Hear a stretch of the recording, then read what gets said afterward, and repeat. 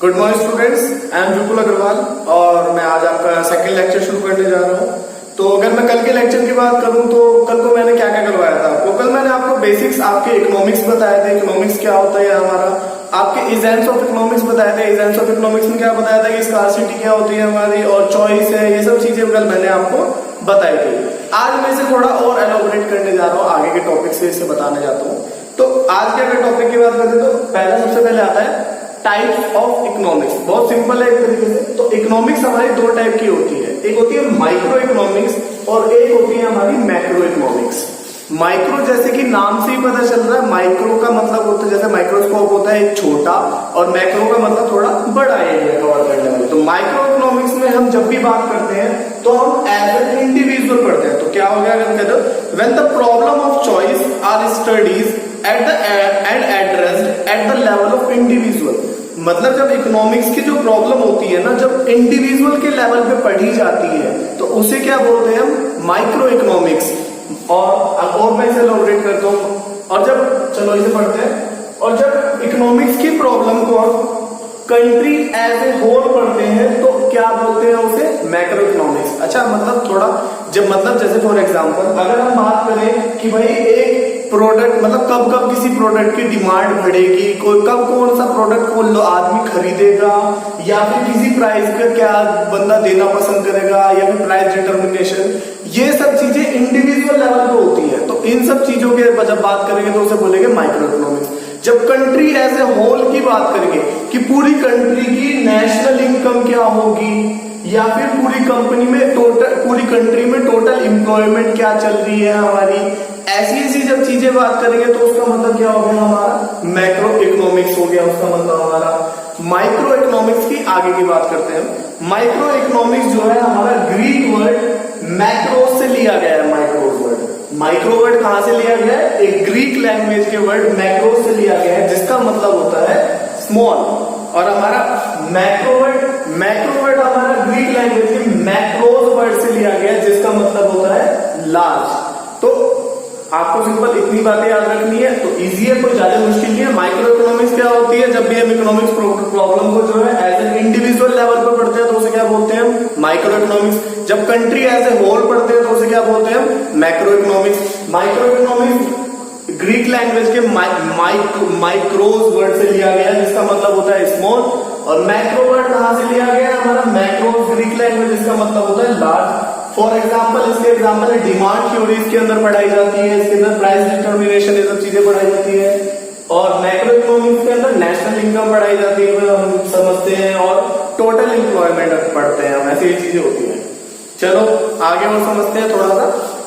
तुम्हारे 11वीं के अंदर तुम्हें माइक्रो इकोनॉमिक्स पढ़नी है और 12वीं के अंदर तुम्हें मैक्रो इकोनॉमिक्स पढ़नी है। ओके, तो अभी हमारे जो 11वीं है 10 तो हम इससे माइक्रो इकोनॉमिक्स ही पढ़ेंगे, मतलब हम ये सब चीजें सीखेंगे या फिर कैसे निकालते हैं सब चीजें सीखेंगे।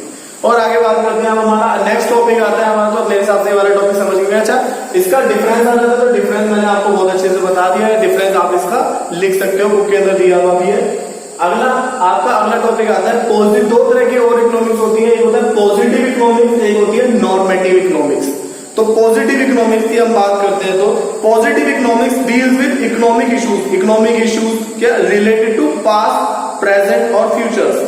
तो जो पॉजिटिव इकोनॉमिक्स होती है वो कौन से इश्यूज से रिलेटेड होती है, हमारी डील करती है। तो जो पास्ट, प्रेजेंट और फ्यूचर से रिलेटेड हमारे इकोनॉमिक इश्यूज होते हैं उनसे डील करती है। It deals with such economic situation which can be studied by using fact और फिगर्स। या फिर सिंपल सी लैंग्वेज में बात करूं, पॉजिटिव इकोनॉमिक्स में फैक्ट और फिगर्स से रिलेटेड बात करते हैं। समझ नहीं आया सर, दोबारा समझाओ। तो मैं इसका एग्जांपल लेके समझाता हूं। दो बातें याद रखना, पॉजिटिव इकोनॉमिक्स में पास्ट, प्रेजेंट और फ्यूचर की बात करते हैं। दूसरी बात, पॉजिटिव इकोनॉमिक्स के अंदर हम फैक्ट और फिगर्स पे बात करते हैं, कोई तुक्का नहीं मारते, हम फैक्ट की बात करते हैं यहाँ पे। अच्छा जैसे इंडिपेंडेंस के टाइम पे हमारी पॉपुलेशन जो है वो इंडिपेंडेंस के टाइम पे हमारी पॉवर्टी जो है थोड़ी बहुत ज्यादा थी हमारी, जिसे कहते हैं। लेकिन आज मतलब ये पास्ट की बात होगी, प्रेजेंट में हमारी जो पॉवर्टी है वो अप्रोक्सीमेटली 22% आ रही है, ये प्रेजेंट की बात होगी। और अगर हम इसी स्पीड से कैचअप करते जाए तो इन हमें दिख रहा है कि हमारी गरीबी धीरे धीरे और बढ़ेगी। यहाँ पे फैक्ट की बात हो रही है, ये ट्रूथ है, इसे कोई गलत नहीं कर सकता है। अब भाई ये तो ट्रूथ की बात है ना, जिस स्पीड से बढ़ रही है पॉवर्टी तो और बढ़ेगी इन फ्यूचर। तो फिर फैक्ट और फैक्ट की बात करते हैं, फैक्ट और फिगर्स बेस पे करते हैं, यहाँ पे तुक्का नहीं मारा है हमने बिल्कुल भी। जैसे मैं पॉपुलेशन का भी कहूँ तो इंडिपेंडेंस के टाइम पे हमारी पॉपुलेशन कम थी, आज हमारी पॉपुलेशन अप्रोक्सीमेटली 137 करोड़ हो गई है इंडिया की, और इन फ्यूचर हमारी पॉपुलेशन और हो जाएगी, और हम चाइना को भी सबसे पीछे छोड़ देंगे, चाइना को भी पीछे छोड़ देंगे और हमारी वर्ल्ड में नंबर 1 मोस्ट पॉपुलेटेड कंट्री हो जाएगी। तो ये फैक्ट और फिगर्स पे बात कर रहा हूं मैं, ये कोई मैं तुक्का नहीं मार रहा हूं या मेरा कोई ये ओपिनियन नहीं है। अब बात करता हूं मैं नॉर्मेटिव इकोनॉमिक्स की।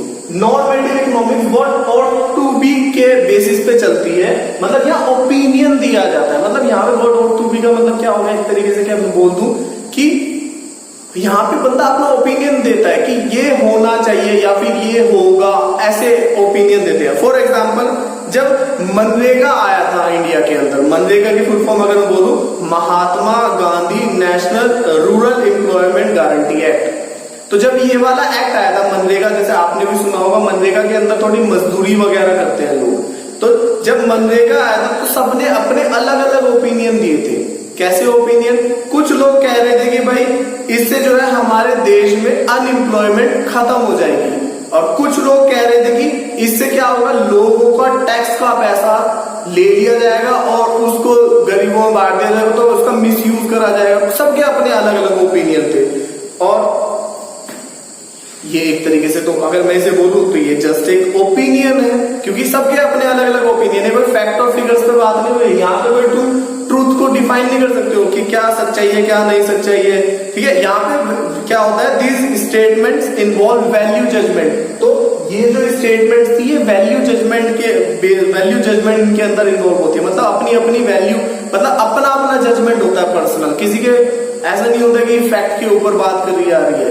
ओके बच्चों, तो इसे हम वेरीफाई नहीं कर सकते। These are not verifiable truth, मतलब हम इन्हें वेरीफिएबल ट्रूथ नहीं है हमारी। और कॉन्ट्रोवर्शियल बातें करते हैं। अब भाई एक तरीके से बोल दो, पॉलिटिकल बातें हो गई है कि भाई जिसने अपनी कोई स्कीम निकाली है, फॉर एग्जाम्पल अब मैं बोलूंगी अब प्रधानमंत्री जनधन योजना निकाली है, तो कुछ लोग बोलते हैं उसमें कि भाई इससे क्या हुआ, गवर्नमेंट को फायदा हुआ है, नहीं गवर्नमेंट क्या सॉरी, इससे गांव के लोगों को फायदा हुआ, उनके बैंक अकाउंट खुल के।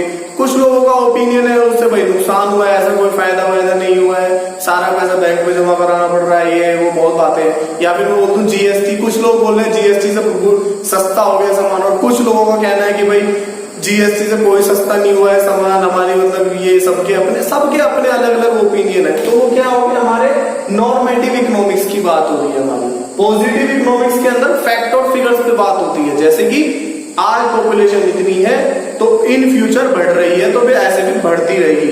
अनएम्प्लॉयमेंट बढ़ रही है तो दिख रहा है जैसे हालात, तो फिर बढ़ ही रही है, ठीक है ना।